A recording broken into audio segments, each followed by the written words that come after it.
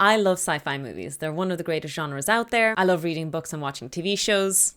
But sometimes the script is clearly poor. The dialogue is unnatural and scenes just become unrealistic and awkward. To make a good sci-fi movie relatable and understandable, you need something what I like to call Marty McFly syndrome. Wait a minute, Doc. Are you telling me that you built a time machine?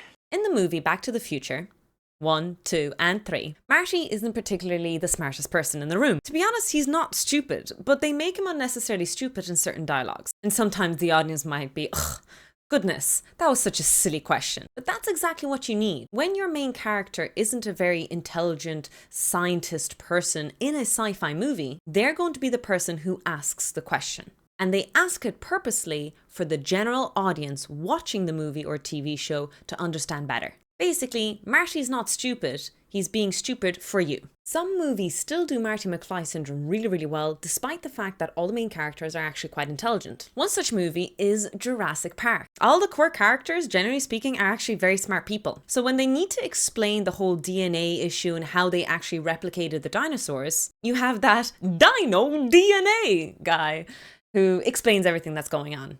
Just one drop of your blood contains billions of strands of DNA, the building blocks of life.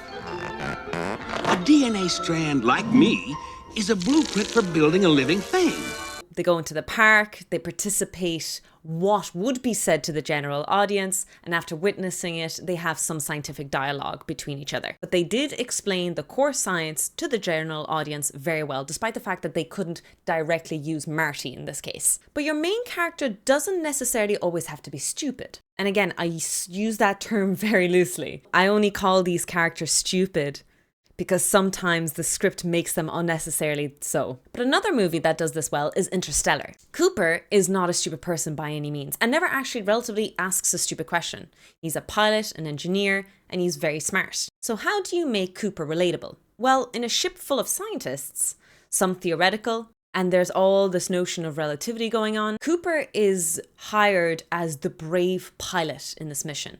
So he kind of asks questions very, very naturally, specifically about time, approaching the black hole. And when he asks a question and it gets answered, he kind of participates and nods along with it. Huh?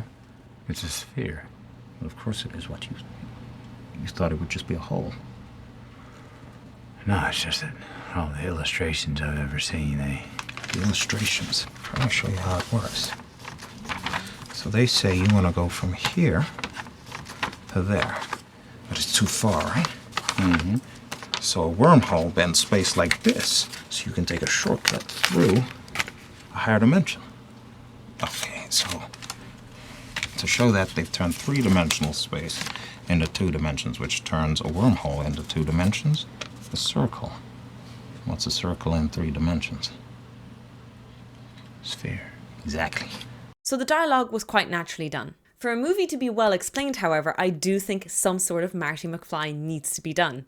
One movie that didn't do this as well as I think they should have is Tenet. Please understand, I love Christopher Nolan and I did enjoy Tenet, but I had to watch it 3 times, and as a fan of thermodynamics, it was a difficult watch to keep track of everything. I think the main character did not ask enough questions. He accepted so many things throughout the movie, and then I noticed towards the end, only then he started asking questions about the whole arrow of time. I did find the plot a little bit perplexing. I think that movie needed more Marty McFly. Or maybe that's the idea, that this movie was not for everyone. You either enjoyed the action or you really delved into the theory. Again, personally, I enjoyed the movie. However, a scenario where a Marty McFly attempt was made, but it was done very poorly, was the TV show 3 Body Problem. All the characters that were being discussed and discussing amongst each other were scientists. And I understand the difficulty of communicating physics to a general audience could be quite difficult. You did need a Marty McFly, and they didn't do it. Instead, there was this awkward dialogue between physicists. So when a question was asked, they would say the sentence, "Oh, we're physicists, I don't believe in this," or "We're physicists, that's not what is done." I remember watching the TV show and cringing every few lines where the dialogue was very unnatural. The physicist came off pretentious and pompous. And I'm not saying that no physicist is pretentious. Yes, there are ones out there, but they don't speak that way. The dialogue was very forced and unnatural, in my opinion. I believe the books did a little bit of a better job, and generally speaking, it's a lot easier to do so in books because of perspective and inner dialogue. So if you're ever watching a sci-fi movie and you find yourself sniggering and saying, psh, that guy was so stupid, why did he ask that question?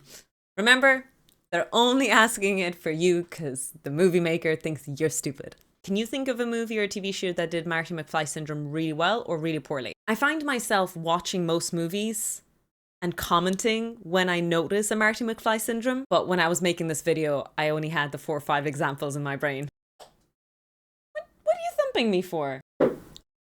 I think she has an opinion. She just thumped me because she's not happy about the Marty McFly syndrome that I just described. Bye-bye, everyone!